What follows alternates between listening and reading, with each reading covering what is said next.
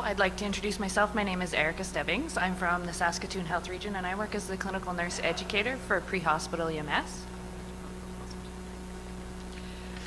And as Gary said, I'm Sherri Julé. I'm the Manager of Prehospital EMS for Saskatoon Health Region. We'd like to take this opportunity to thank you for letting us to discuss quality assurance in community paramedicine. So this presentation shows us, or we'll discuss how we've collected and analyzed data over the last 5 years and the learning that have come from that.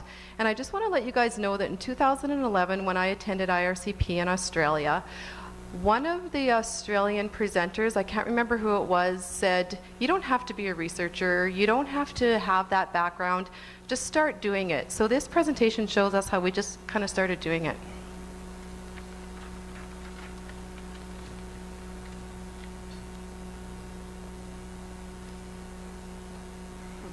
Top button. This one.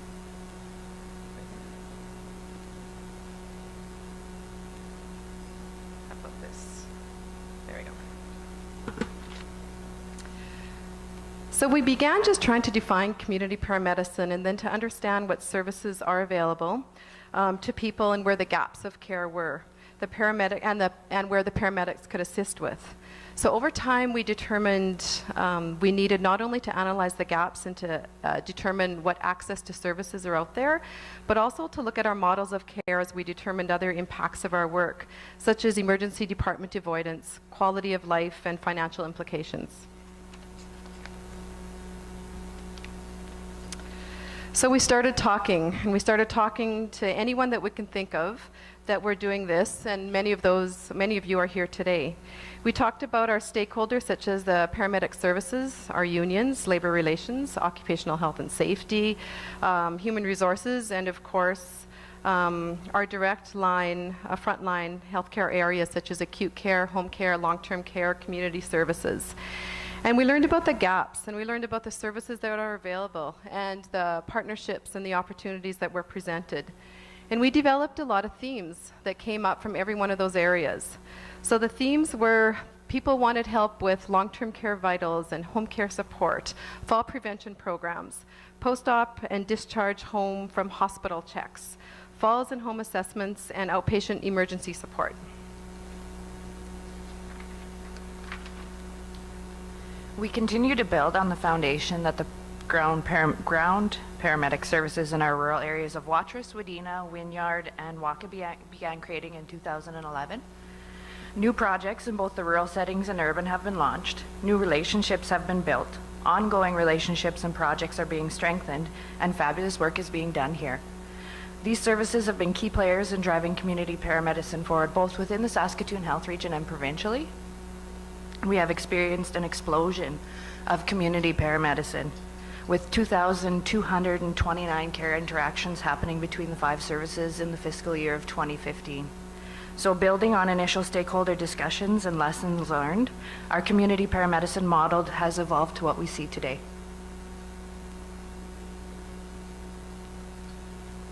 So everything we do revolves around the service or the communities that we're supporting. We knew we needed data, and we're not statisticians, so we just started. We wanted to capture the support being done, the paramedics' time on task, the dates that they completed the work, their frequency of seeing people, and the number of people that they had seen. So we built some spreadsheets to fit the services. This is an example of data collected at Watrous EMS supporting wellness clinics.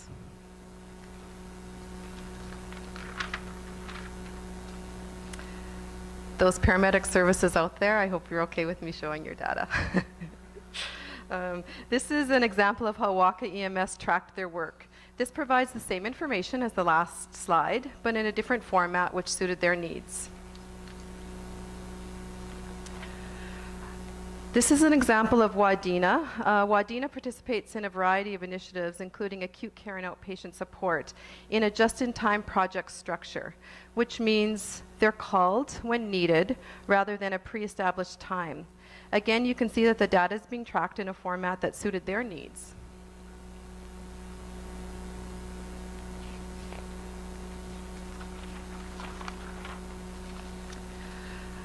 Wynyard EMS and Saskatoon Health Region participated in a 14-week falls prevention observational study with the purpose of reducing the number of falls, increasing awareness of fall prevention tools, and to promote behavioral change, and to keep people as independent as possible through teaching ways to reduce risk factors. So this study consisted of participants residing at 4 seniors housing complexes and interested seniors in the community. Relationship building happened as EMS, Saskatoon Health Region, falls coordinators, rec therapists, occupational therapists, pharmacists, each spoke at different weeks to the seniors in that communities, and they established trust and honesty. This was a really unique, successful project that engaged EMS with the elderly community. The project created stronger and better educated health community. It built relationships between EMS and helped residents age in the community and used its own local resources. So the occupational therapists and the pharmacists, they all presented from that community. This project appears to have improved participants' overall awareness on falls prevention, identifying risk factors, and supported participants in making changes to create a safer environment. The chart illustrates the initial survey, which was in blue, the post-survey, which is in red, and a 6-week follow-up survey, which is the green bars, how participants felt in regards to falls. Overall, participants have showed improvements in all aspects that we measured. More noteworthy, people were educated and learned how to keep themselves safe. During this study, participants were very engaged in fitness and activity and became a Forever in Motion site at the conclusion of this program, which is still going on today. Additionally, ambulance services located in Humboldt, Lanigan, Rostern, Wynyard, Wadena, Watrous, and Saskatoon supported the annual influenza campaign, supporting public health by immunizing within the public mass clinics or through the peer immunization. And this is how we tracked how many clients that they've seen and the impact on cost savings through our health region.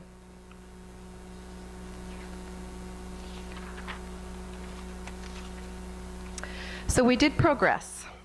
We now have a consistent data collection tool which all EMS services report to us on a monthly basis. The numbers and data is tracked and populated into a yearly spreadsheet, enabling not only senior leadership to see the work being done by ambulance services, but also each ambulance service has the opportunity to look back at their work that they've been done. This is only a small portion of the data that's been provided. Other data collected is things like call volume, zero alerts, critical incidents, education completed, and quality initiatives. I'll let Erika speak a little bit on our auditing process. So extensive, can you hear me?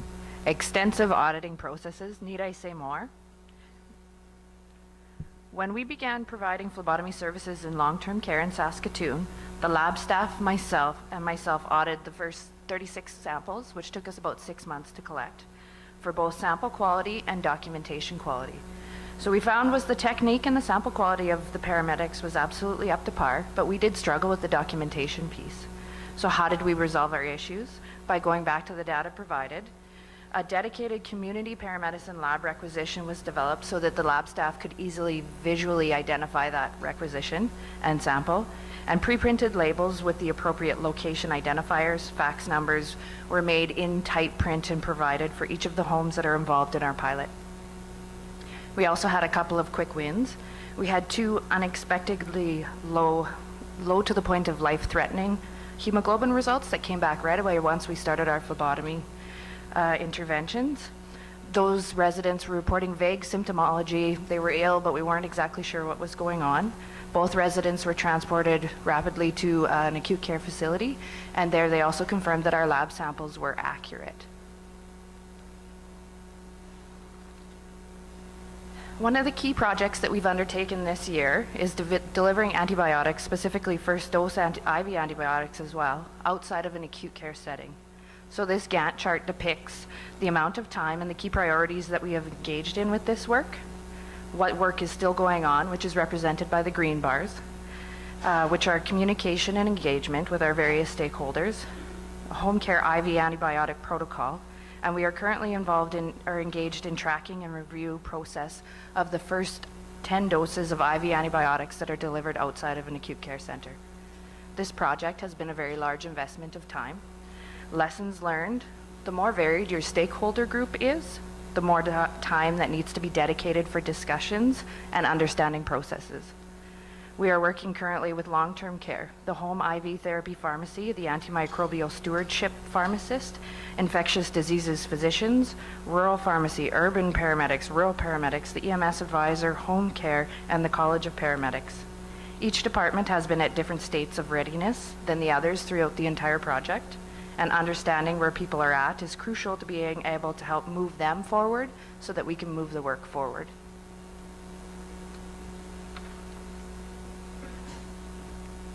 What are we treating? So what does this graph tell me? This tells me first that we're looking for a care provider that is diverse in both knowledge and skill set. We're seeing a lot of everything. In a world that's becoming very specialized, I want somebody who can do everything. It also helps me to identify what pockets of work we want to target next. This is the chief complaints that were listed out of the residents that were seen in long-term care in the Saskatoon Community Paramedicine pilot. So for example, as we roll out our antibiotic project, it has the potential to impact skin infections, respiratory infections, and infections of unknown origin that are bacterial in nature. So for the call volume that we have received for this pilot so far, that would have the potential to impact up to 12% of our resident volume. This graph demonstrates our Canadian Triage Assessment Scale scores of the residents that have been utilizing care in the Saskatoon Community Pilot. CTAS scores of 1 or 2 require the highest levels of care and are better managed in an acute care setting where we can optimize on both support and equipment available. Unless the resident is progressing through end of life and requests comfort or compassionate care in the home, as opposed to a transport to the hospital, which the paramedics can readily provide. This demonstrates the appropriateness of the use of our pilot, so the bulk of our residents being CTAS 3, 4, or 5. We're also demonstrating assistance with emergency department avoidance, as many of the individuals presenting with the lower acuity scores can be managed outside of an acute care center.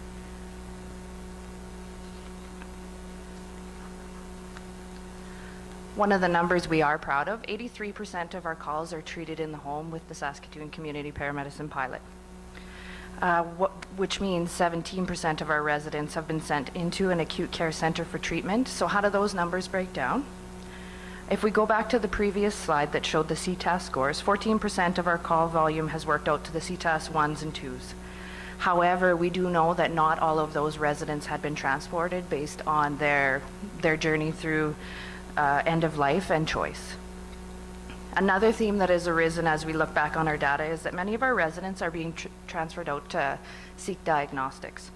So specifically, x-rays and ultrasounds are the 2 biggest ones we're seeing. We reviewed a 4-month snapshot from January 1st to April 30th of this year.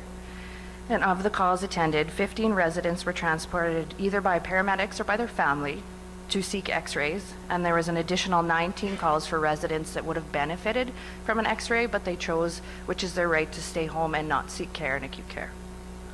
So it's a total of 34 calls in 4 months. That's a big impact on the project we're doing, so there's lots of work that we could be doing there. Qualitative data. Feedback is fuel. Patient, resident, client stories have an immense amount of power, both for good and bad. They are a powerful tool for garnering support for our projects, but oftentimes they're the thing that we forget to collect, to seek out, and to document. Take the time to acquire that data. Data is also much more powerful when there are emotions attached to it.